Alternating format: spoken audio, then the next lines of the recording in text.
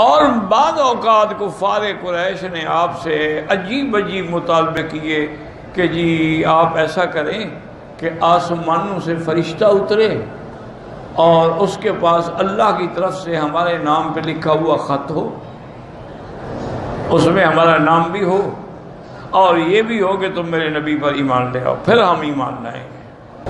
اور کبھی یہ مطالبہ کیا کہ حضور دیکھیں اب طائف بھی تو آباد ہے نا، الحدہ بھی تو آباد ہے، الشفا ودیبہ بھی تبادی بھی تو آباد ہے، تو مکہ کیوں آباد نہیں ہے؟ آپ اگر ایسا کریں کہ مکہ مکرمہ کے اندر نہریں جاری ہو جائیں، درخت لگ جائیں، باغ لگ جائیں، قالوا لن نؤمن لك حتى تفجر لنا من الارض ينبوعا، اور یہاں کھجوروں کے اور انگوروں کے باغ لگ جائیں پھر ہم کلمہ پڑھیں گے۔ مقصد کیا ہے اناد کہ جب نہیں ماننا تو مختلف باتیں کرتے رہو۔ ایک روایت میں آتا ہے کہ میرے آقا کے دل میں بھی خیال آیا کہ اللہ تو قادر ہے نا کہ مکے میں بھی تو درخت لگ سکتے ہیں، مکے میں بھی تو نہریں جاری ہو سکتی ہیں، اللہ کے آگے کیا مشکل ہے؟ ایک اعرابی آیا، پرانے دور کی بات ہے، مدینہ منورہ میں ہجرت کے بعد، انہوں نے کہا میں حضور بدو آدمی ہوں، پڑھا ہوا نہیں ہوں، جاہل آدمی ہوں، لیکن مسلمان ہوں، آپ جو قیامت کی نشانیاں بتاتے ہیں نا مجھے سمجھ نہیں آتی، انت دل امت ربتہا، یہ مجھے نہیں سمجھ آتی ہیں، رب قاسیات آریات، میری عقل سے یہ بالا تر باتیں ہیں، مجھے تو کوئی ایسی نشانی بتلائیں جو میں سمجھ جاؤں کہ بھی اب قیامت قریب آ گئی۔ حضور نے فرمایا دو نشانیاں یاد کر لو، مکے میں جب درخت زیادہ ہو جائیں اور مکے کے پہاڑوں پر پانی کی ٹینکیاں بن جائیں تو سمجھنا کہ اب قیامت قریب آ رہی۔ آج آپ دیکھ لیں کوئی پہاڑ ہے جہاں ٹینکی نہ بنی ہو؟ اب 1400 سال پہلے تو حضور کے علم نہیں تھا نا کہ یہاں ٹینکیاں بنیں گی، یہ تو اللہ کی وحی تھی۔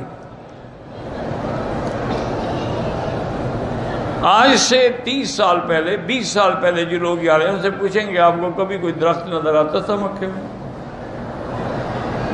اب جس سڑک پہ جاؤ درخت ہیں، مینا عرفات میں تو درخت بھرے ہوئے ہیں، ایک درخت بھی نہیں ہوتا تھا، ایک۔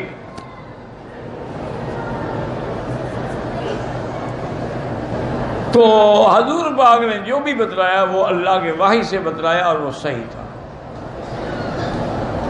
اس لیے ان آیات مبارکہ میں، اس صورت مبارکہ میں اللہ تبارک و تعالی نے اس بات نبوت اور اس بات قیامت، رد علی المشرکین، اس بات توحید، ان سب کا بیان فرمایا ہے۔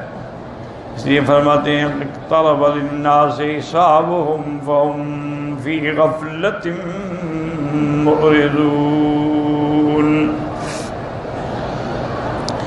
ما یأتیہم من ذکر من ربهم محدث الا استمعوه وهم يلعبون لاہیۃ قلوبهم واسروا النجوى الذین ظلموا هل هذا الا بشر مثلکم افتأتون السحر وانتم تبصرون قال ربی یعلم القول فی السماء والارض وهو السمیع العلیم بل قالوا اضغاث احلام بل افتراه بل هو شاعر فلیأتنا بآیۃ کما ارسل الاولون۔ ان آیات میں تنبیہ ہے اللہ کی طرف سے کہ قیامت قریب آنے والی ہے، اور لوگ جو ہیں وہ اپنے دنیا میں پڑے ہوئے ہیں، مست ہیں، ان کو خیال ہی نہیں ہے کہ ہم نے مرنا ہے اور قبر ہے اور حشر ہے۔ وَإِنَّ النَّاسَ فِي غَفْلَةٍ عَنْهَا، ای لا یعملون لها ولا یستعدون من اجرها، نہ تو وہ آخرت کے لیے کوئی عمل کر رہے ہیں اور نہ آخرت کی تیاری کر رہے ہیں۔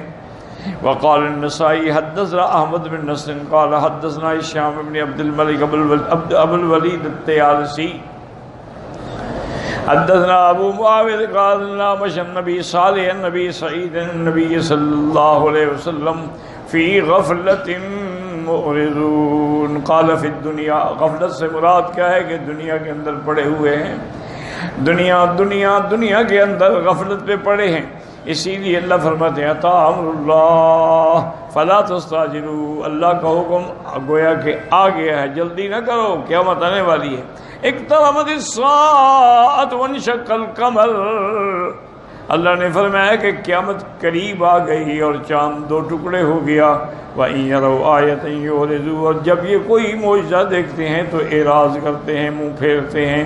وقد روى الحافظ ابن اسحاق في ترجمة الحسن بن هاني أبي نواس الشاعر أنه قال أشعر الناس الشيخ الطاهر أبو العطاهية يقول الناس في غفلاتهم مرحل منية تتهنوا۔ انہوں نے فرمایا کہ سب سے بڑے شاعر تھے شیخ طاہر، جن کا نام تھا ابو العطاہیہ، ان کی کنیت تھی۔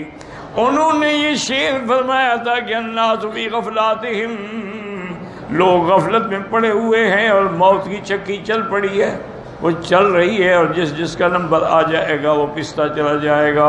فقیل لو من این اخذ ھذا، انہوں نے پوچھا کہ تم نے یہ کہاں سے لیا ہے؟ اس نے کہا میں نے اللہ کے قرآن سے لیا ہے۔ اقترب للناس حسابهم وهم فی غفلۃ معرضون۔ عامر ابن ربیعہ فرماتے ہیں کہ ان کے پاس عرب کا ایک آدمی آیا تو عامر نے اپنے مہمان کا بڑا احترام کیا، خدمت کی۔ وکلم فی رسول اللہ صلی اللہ علیہ وسلم، حضور کا ذکر بھی آیا۔ اس مہمان نے کہا کہ آج میں حضور کے خدمت میں گیا تھا، انہوں نے فلاں وادی جو ہے عرب کی وہ مجھے عطا فرما دی ہے خیرات کے طور پہ یا احسان کے طور پہ، اور میں چاہتا ہوں کہ میں اس وادی سے کچھ ٹکڑا زمین کا تمہارے لیے بھی رکھ دوں تاکہ تمہارے اور تمہاری نسل میں اولادوں کے کام آئے۔ حضرت عامر نے کہا مجھے ضرورت نہیں ہے آپ سے وہ زمین لینے کی، اس لیے کہ آج ہم نے قرآن کی یہ آیت سنی ہے کہ اللہ فرماتے ہیں اقترب للناس حسابهم وهم فی غفلۃ معرضون، حساب کا دن قریب آ گیا ہے لیکن لوگ غفلت میں پڑے ہوئے ہیں۔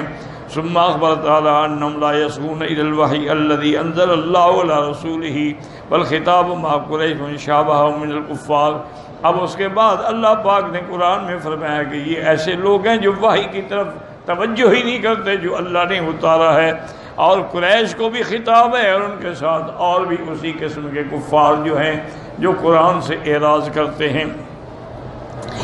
فَقَالَ مَا يَأْتِيهِم مِّن ذِكْرٍ مِّن رَّبِّهِم مُحْدَثٍ، جب اللہ کی طرف سے کوئی تازہ وحی آتی ہے إِلَّا اسْتَمَعُوهُ وَهُمْ يَلْعَبُونَ، مگر یہ سنتے ہیں اور سننے کے بعد نعوذ باللہ اس سے اعراض کرتے ہیں، اس کو بدل ڈالتے ہیں، کھیلتے ہیں اللہ کے قرآن کے حرفوں سے۔ کما قال ابن عباس بعضکم تصر اہل کتاب ما بأیدیہم وقد حرفوه بدلوه وزادوا فیہ ونقصوا منہ وکتابکم احدث الکتب باللہ تکرہوہ محضا لم یشب۔ حضرت ابن عباس نے فرمایا لوگوں کو کہ کیا ہو گیا ہے کہ تم ان لوگوں سے اہل کتاب سے پوچھتے ہو؟ ان نے تو اپنی کتاب تورات بدل ڈالی، ان نے تورات بھی تحریف کر دی، کچھ بڑھا دیا کچھ گھٹا دیا، اور تمہارے پاس تو اللہ کا وہ وحی ہے، اللہ کا قرآن ہے جس کے اندر ایک حرف جو ہے وہ اس کی کوئی ملاوٹ نہیں بلکہ اسی طرح تر و تازہ ہے۔ رواہ البخاری۔